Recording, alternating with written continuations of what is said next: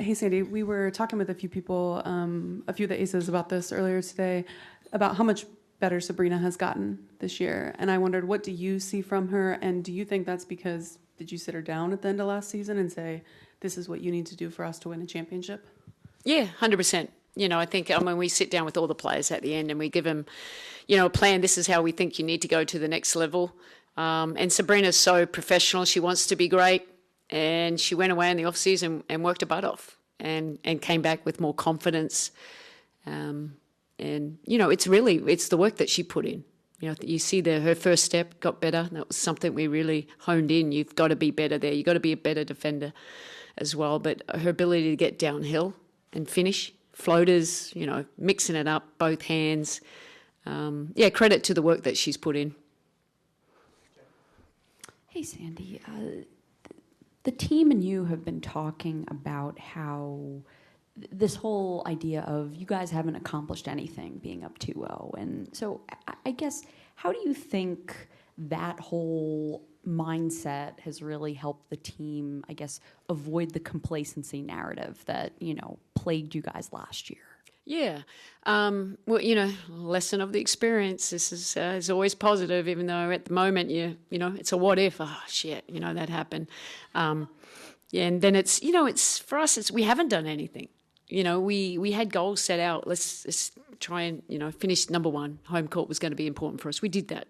And that was about being a process-oriented team, like focusing on one game at a time. We got through, let's win the first round, let's win the second round.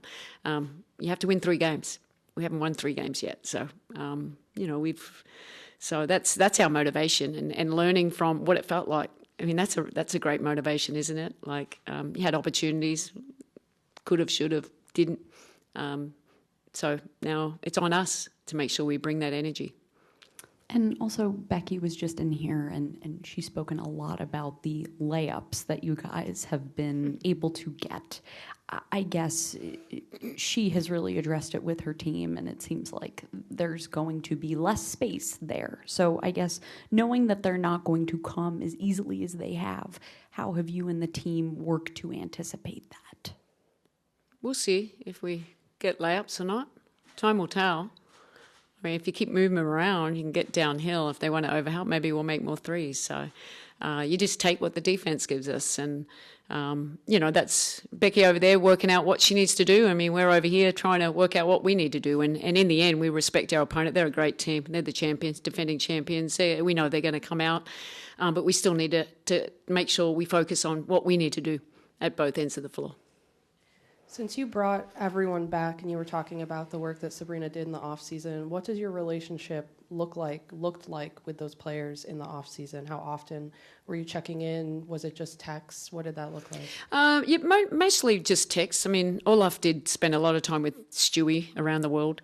You're working on, and other players are overseas. JJ was overseas. A lot of them were overseas. But Sabrina, we kept in pretty regular contact with her, have some Zooms here. I flew out to LA, or I flew out to LA, just to, not to coach her there, just to watch, and continue to build relationships, getting to know. I have only coached Sabrina, it's my 3rd year. So the more time you spend with someone, you get to know them. And, and it goes both ways, It's not just, just trust each other. We have each other's back, and our goal is to make her, she's a great player now, but she's got greatness about her, and it's going to continue to get better because she's such a young player. Sandy, JJ's a player that maybe we haven't talked a ton about this series, but obviously has been really big, especially defensively. What have you liked about her first 2 games so far, and what does she need to continue to do for you guys to get that 3rd one? Yeah, no, she's been great. It's not like, you don't look at the stat sheet, you don't really always see the impact. She has had double-doubles. The second one, she probably should have had double-double. She missed some, rebounds that she could have got. But her ability to screen and to get other players open, that's been big for us. Her ability to get on the boards, that's been great for us. And sometimes it doesn't even show up on the stat sheet. She has to go to, the MVP. That's a handful in itself. And Asia's a great player. And she's making it as hard as can be for her. And I think JJ's very businesslike. She's doing whatever it takes, and that's what each and every one it's not about how many touches you get. It's what do I need to do for us to win this game. And I think they've all taken that on. Hi, Coach. Just a quick one going back to game 2. Naturally, Jonquel and Brianna Stewart can take advantage of size mismatches, but we also saw some of the random flashes and random steals from Leonie Phoebish. Was that just identifying a player in foul trouble, or was that a point of emphasis that you wanted to hit on in that game? Kelsey Plum was guarding them, so it's probably why we're posting her up. There's a mismatch there. We got some good length. So going with what works. I'd like to get Stewie a little bit more in the post too. I think we could get her a little bit more in there. I think, she does have that size advantage. But for us, it's continue to play in the right way. Just keep moving the ball and getting people open with our screening, our movement, our spacing, and just making really good decisions. Yes, will they bring congestion today?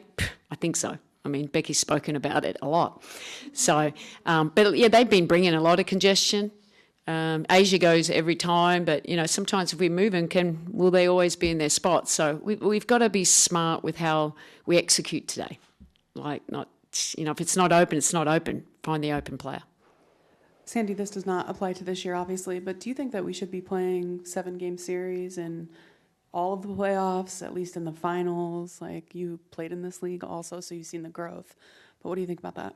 Yeah, I think that's probably the direction we probably should take. Maybe not in every round. That'd be a lot more games, wouldn't it? But especially in the final 7. Because they're always pretty competitive. So we'll see if that's something that will be changed. We'll take a few more from Zoom, starting with Jeff.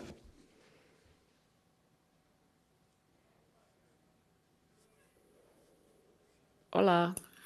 Good evening, Coach. Thank you for taking the time.